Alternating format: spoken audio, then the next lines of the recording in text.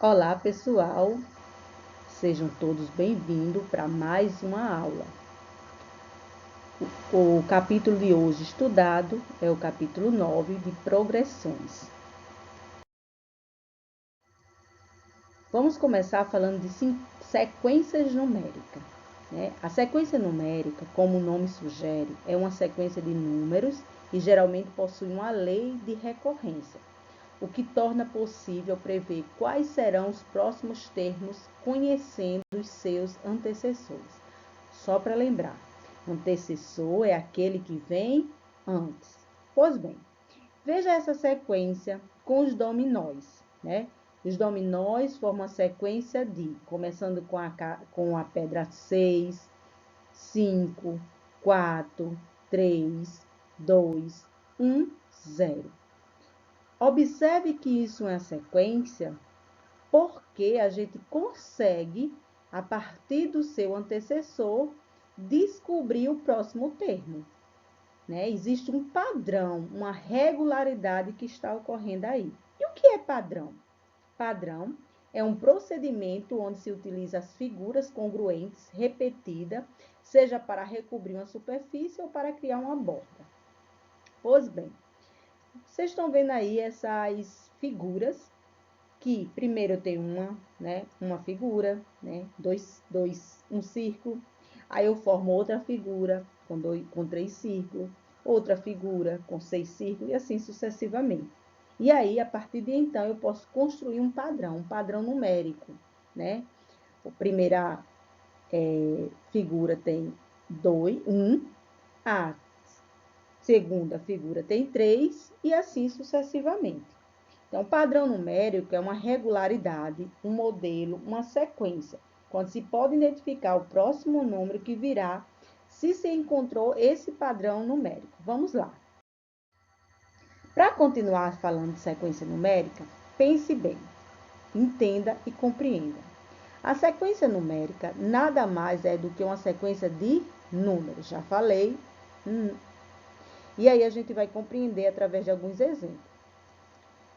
A sequência de números pares, só os pares, 0, 2, 4, 6, sucessivamente. A sequência dos números naturais menores que 6, 1, 2, 3, 4, 5. Uma sequência de números primos, 2, 3, 5, 7, 11. Quem seria o próximo primo? 13. Quem seria o próximo? 17. E isso a gente constrói e a gente tem entendimento do que é uma sequência, porque a gente sabe, a partir dessa sequência, qual será o próximo número. Quando classificamos as sequências quanto à quantidade de termos, a sequência pode ser finita ou infinita. Pois bem, finita é quando possui uma quantidade limitada de termos, certo?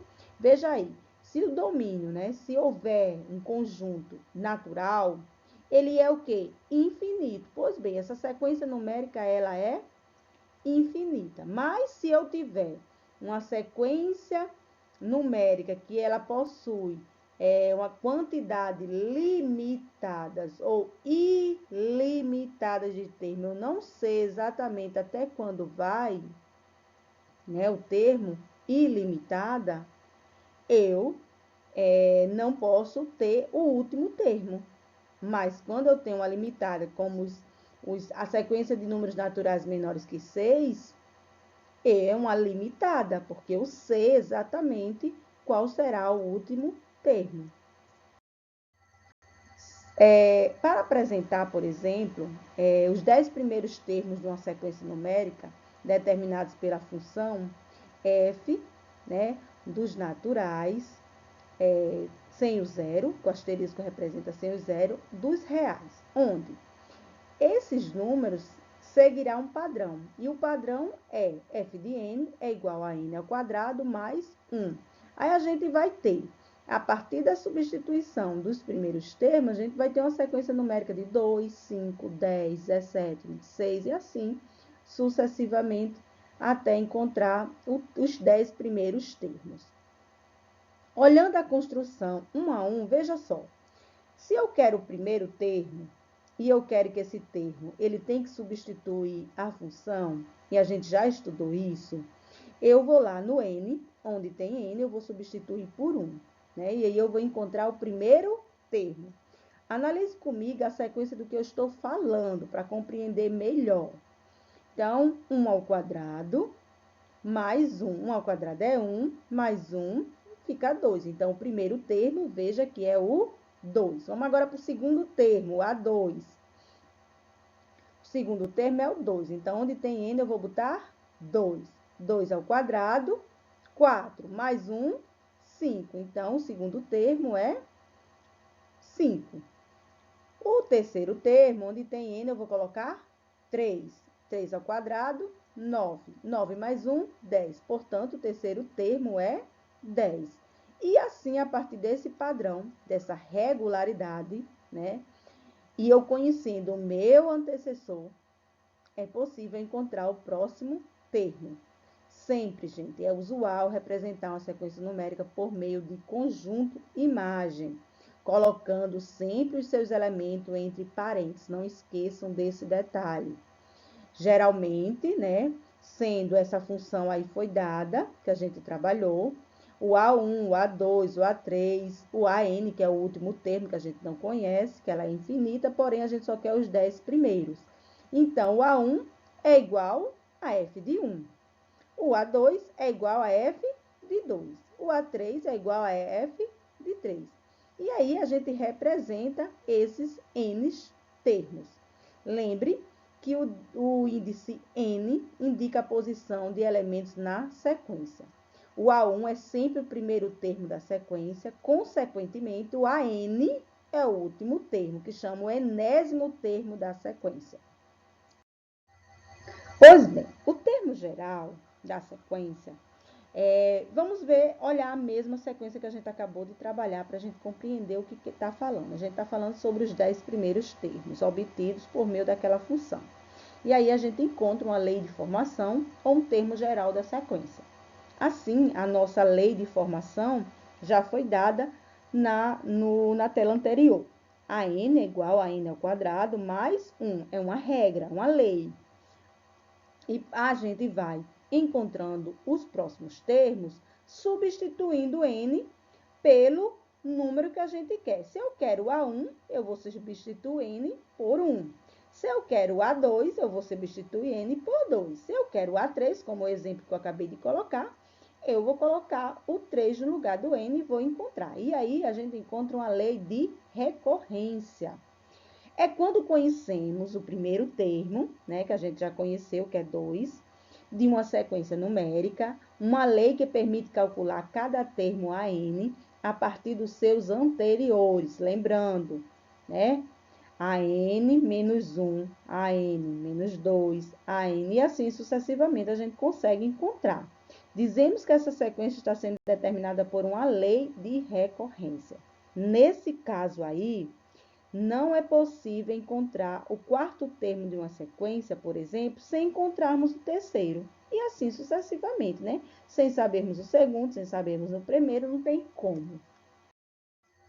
Então, vamos ver nessa imagem aí dos palitos de fósforo. Veja que nessa primeira figura do palito de fósforo, eu precisei de 3 palitos para a primeira figura. Então, essa primeira figura representa o A1. Na segunda figura, eu precisei de 5 palitos. Né? Então, a A2 é 5 palitos. Na figura 3, né, a gente precisou de quantos? 7 palitos. Então, perceba que essa sequência aí é uma PA. Por que uma PA? Uma progressão aritmética.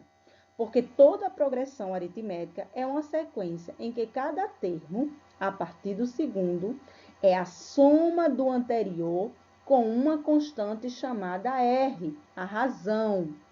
Também podemos dizer que uma sequência numérica é uma progressão aritmética quando, preste bem atenção, quando cada termo, a partir do penúltimo, é igual à diferença entre o seu termo sucessor e a razão R. Eu coloquei aí um esquemazinho para você ver.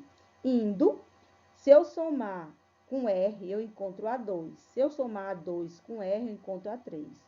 Se eu somar A3 com R, eu encontro A4 e assim sucessivamente. Se eu quiser o contrário, eu subtraio. Então, se eu quiser o termo anterior de A6, eu diminuo pelo R, né, que é a razão. Se eu quiser o A4, eu tenho que diminuir a 5 da razão e assim sucessivamente.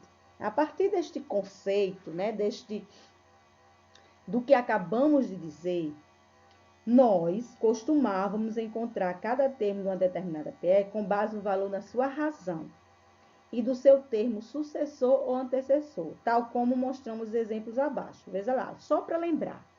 Antecessor é o que vem antes. Sucessor é o que vem depois. Vamos lá.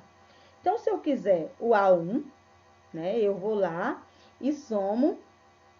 Se eu quiser o A2, eu somo o A1 mais R. Se eu quiser o A3, eu somo A2 mais R. Se eu quiser o A4, eu somo o A3 com a R. Se eu quiser o A3, eu subtraio, né? Eu tenho o A4, tiro o R. E assim a gente constrói termo por termo de uma PA, baseado em um único valor e na razão que a gente tem. E é possível também achar a razão se a gente tiver dois termos, né?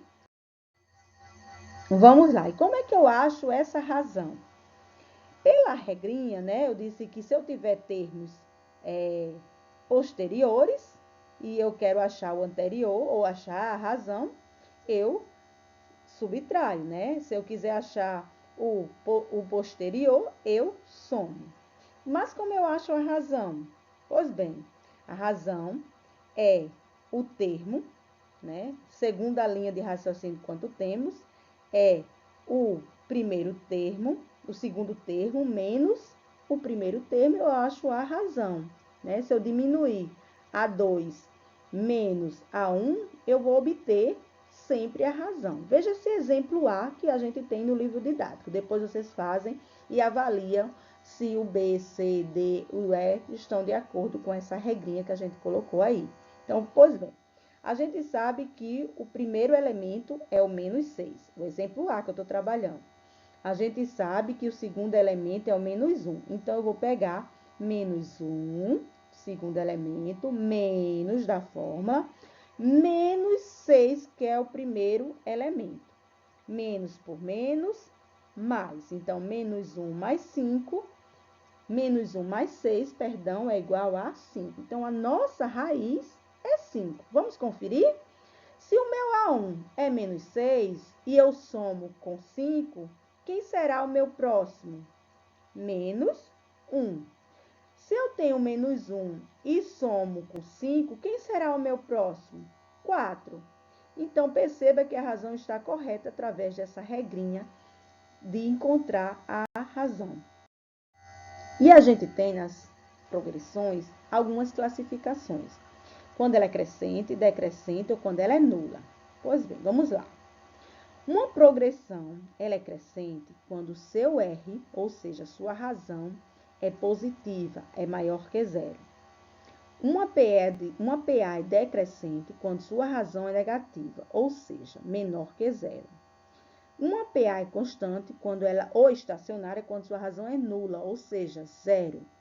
Então, veja que é muito simples classificar uma PA. Basta ficar de olho na razão e no comportamento da sequência. Eu coloquei para vocês através de bonequinhos para que vocês visualizarem. Então, vejam que essa sequência sempre está aumentando mais um, né? Então, quando chega no quarto elemento, inicia novamente mais um bonequinho vermelho. Quem seria, se eu quisesse o quinto? Era possível achar o quinto, porque eu vou saber que aumenta mais um. Então, viria quem? Quem é que viria?